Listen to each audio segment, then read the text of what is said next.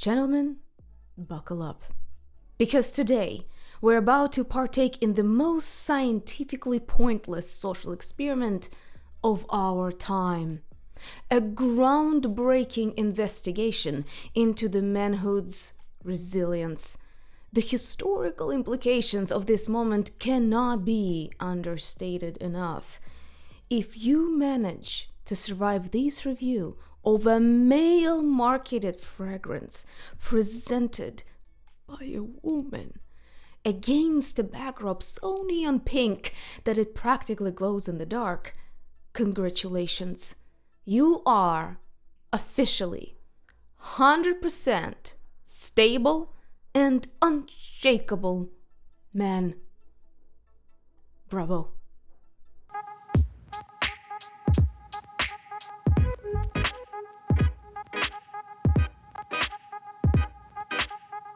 Everyone and their mother has talked about H24 Vives as a 2024 release by Hermes to the global marketplace of fragrances, because this is their designer line. Supposedly can be available in nearly every department store. It's not a boutique offering or something super exclusive. I watched a number of video reviews and some of them were really good. Jensen's and the Perfume Guy probably are the most reliable places that any guy can go to and see what's up. So I did buy myself H24 Herbs Vives, a whole 100ml bottle, and I did wear it on myself. Obviously smelled it a number of times on the blotter. And something that I want to also reference, that this perfume, as many metallic fruity perfumes, has quite a diverging opening in hot, humid versus cold weather. But I'm getting ahead of myself. Packaging. Typical blue-green packaging that's... So it's either black, transparent, blue, or green. There's absolutely no other colors that are allowed by law in the perfumes that are marketed toward men. And it's for a reason. Really nice packaging, silver embossing of the name. Allegedly, this is supposed to be refillable. Let's see. Oh! Okay, yeah. You can actually pour it out, refill it, though I find this rather pointless for containers that large. In my view, the refillable bottles should be 30 to 50 ml. That kind of makes sense. When it's something that big, you will use it up and you'll move on to the next release of the year or the next flanker. So not sure if it's that valuable as an option, but it's an option. We just checked, it works. Haptics, clicks. Everything is thick, solid, very smooth. Good stuff, good stuff. Very pleasant to hold. In contrast to, let's say, Carolina Herrera fragrances that are just, what is this? At first, I read the name as Herbs Vibes, and I thought, oh my God, this is gonna finally break into the teen TikTok in the way that it's just kind of like, it's simple, to the point, and it's cool. And when I started reading about H22, flanker of 2024, I honestly thought people were misspelling the name, because Herbs Vives didn't make any sense. Well, herbs in English doesn't have an E at the end, and since it's a French brand, most likely this is actually a French phrase. And yet, such a missed opportunity. I find where big luxury brands are trying to remain relevant and therefore appeal to a younger demographic, you gotta talk in the language that is native, that is comfortable and cool for the people you're catering to. And all these idea of using of naming fragrances in a language almost nobody speaks globally, if you're aiming at a global audience. French is a beautiful language, no question about it. And there's a certain charm about niche brands or certain, legacy limited edition lines where they're named in Spanish, if it's a Spanish niche brand. Any heritage language that's associated with that fragrance line, that's beautiful. But when we're talking about global mass market essentially release, to miss the opportunity to call these herbs vibes, to me, this is just nothing less than tragic. Tragic. It's such a good hashtag. It so fits the vibe of this fragrance because this is fresh, fruity green. It has such a youthful, playful olfactory profile that the name Herbs Vibes, it would be so cool. And they didn't. Herbs, Hermes, Vives, as most people will read it. Hermes Vives. That's how most people read it, okay? And it's not gonna be flattering neither to the fragrance nor to the brand. How did they miss it? How? Was it already trademarked by someone else? Maybe that's the only viable excuse I can see why this is not H24 Herbs Vibes. Okay. That ship has sailed. We gotta live with this name. The next thing is the recipe.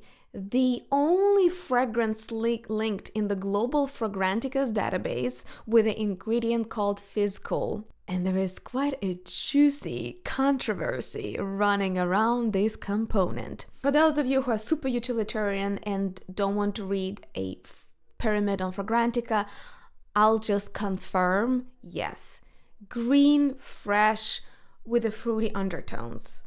All of the descriptions are correct. This fragrance has a very solid, very well-defined profile that fits the marketing description, because we all know that sometimes the bottle doesn't fit the fragrance doesn't fit the marketing description, and everybody's just lost. What was it supposed to be and what exactly is there in the juice? The way they describe it is 100% correct. Both the good things and the bad things, some of the criticisms that we're going to address in a minute, that you can find in the comments and social media. The profile itself, in my view, is a fairly standard, unidentifiable green with a fruity, as they say, it's supposedly pear, the fruity, somewhat sweaty mid-pyramid, read after half an hour or so for the next 2 hours, with a dry down that is kind of dry, green, woody, something that probably smells fairly familiar for everyone who wears H24. But the Fysal, as having its own place in the pyramid, caught my attention for several reasons. First of all, it's not that common when heritage legacy brands talk about modern chemistry. They usually, in the PR, you will get buried with all of the delicate fingers of Japanese maidens picking up cherry blossoms at the crack of dawn on the mountain Fuji, blah blah blah. This is quite the opposite. Fysal is supposedly creates this cooling effect without adding any particular flavor, taste, smell. So it doesn't smell minty. It just makes any scent feel a little cooled down, just as if you can imagine something cooling could be found in lavender and bergamot, in mint itself, without though that particular olfactory profile, everything that comes with smelling lavender, mint, or bergamot. But here is what's really odd about Fysal and this whole story, as it was marketed by PR toward us in 2024. Fysal was found, patented, and produced over 20 years ago. It has been over 2 decades that Fysal has been on the market. This is not a new invention. Moreover, it was invented and sold and used by many companies, mainly patented by Maine, a chemical manufacturer, for food. Later for baking and sort of confection, sort of dessert industry, but it is the first public disclosure of Fysal being used in a fragrance.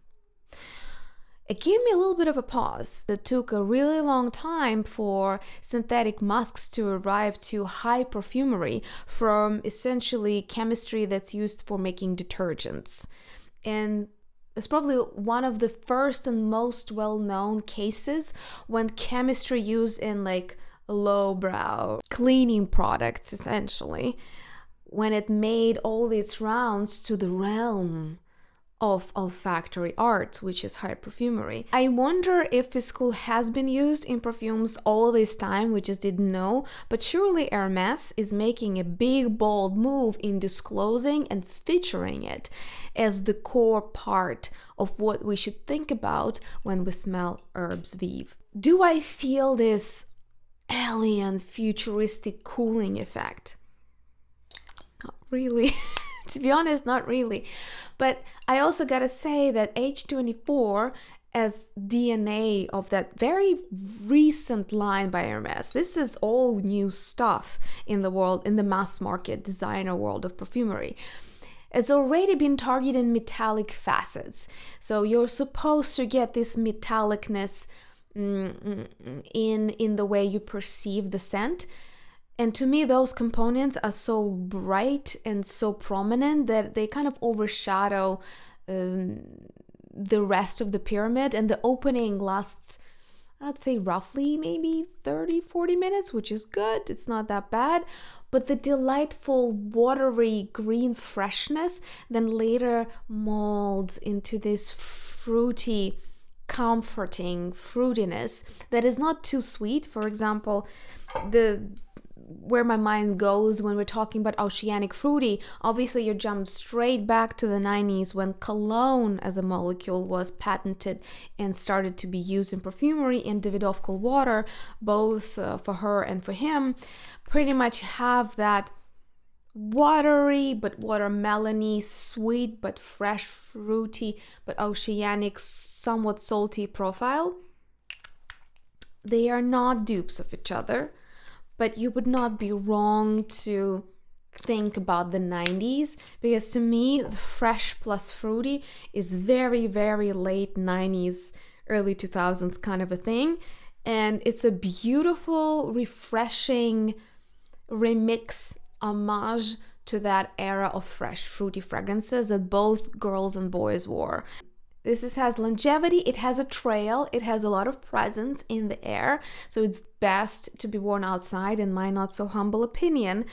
But does it have that magic cooling effect that's kind of thrown in our faces by introduction of Fysal to our collective awareness? I don't think so. I don't think I feel any real noticeable characteristic difference between any other fresh aromatic and this. However, there is a juicy drama behind Fysal. First of all, marketed to us as something super futuristic and groundbreaking today, while patented and discovered over 2 decades ago. Second is that Fysal was a main hero in the huge lawsuit between main chemical manufacturer and IFF. That also happened like a decade ago, but yet it was massive. It lasted a while, and IFF settled the lawsuit, acknowledging that they stole the MMS, read Fysal formula, renamed it with Cooler 1, Cooler 2 or something like that, and was selling it despite the patents that Maine had. And they paid how many millions? Like 40 millions in fines and royalties. Yeah, 40 millions. You know how I feel when I hear 40 million? Yeah. Almost like IFF, you can steal something from me, it's fine. It's just like as long as 40 million coming down the road, no biggie. You can use this video for whatever purposes you want, as long as later. 40 million in royalties alone, and that's a settlement. That means that it's a lower bound of how much money Maine could have made in addition to the money they were making with Fysal, selling it as ingredient to food, beverage, cosmetics, and now perfume manufacturers, if IFF hasn't stolen the formula. Fascinating. By now, I imagine at least a few people are screaming to the void, what about the perfume? The perfume is fine, has a lot of projection. It's heard. You will, like, I put it on a napkin and man, it fills the room even that way. It is true to the T to the description. However, it suffers from exactly the same downfalls as all fresh, metallic, fruity perfumes marketed toward men. The name is a legion. That's my personal problem with reviewing fragrances that are specifically marketed toward men, because 90% of them are indistinguishable from each other. And I have the deepest sympathy toward male reviewers, like guys. Again, I don't want to step into the minefield of gender identification. Guys who review perfumes who are marketed toward guys. How? It just gives me nightmares to think, like, how would I be reviewing these new releases that are impossible to distinguish? This is the first fresh aromatic, mass market, widely available fragrance that I bought for myself, because it gave me those nostalgic late 90s, beginning 2000s vibe, and it's fresh and it's new, and I was intrigued by the Fysal. I'm also a victim of marketing, what can I say? But it suffers from exactly the same problems as all fruity aromatics, like read fresh, oceanic plus something sweet somewhere in the background. They do smell like BO, especially if you have so-called hot skin. And again, if you're interested in the difference between male and female skin and how temperature affects our skin, watch Perfume Nation's episode with Amite Shell. He's a skin expert, where we went through most of the common frequently asked questions and myths when it comes to skin chemistry and fragrance. Here I'm just gonna say, for people who are sweat easily, you're constantly, your body is excreting some kind of liquids. It's commonly also called hot skin. It's a very reactive skin. It's a skin that absorbs a lot and emits a lot.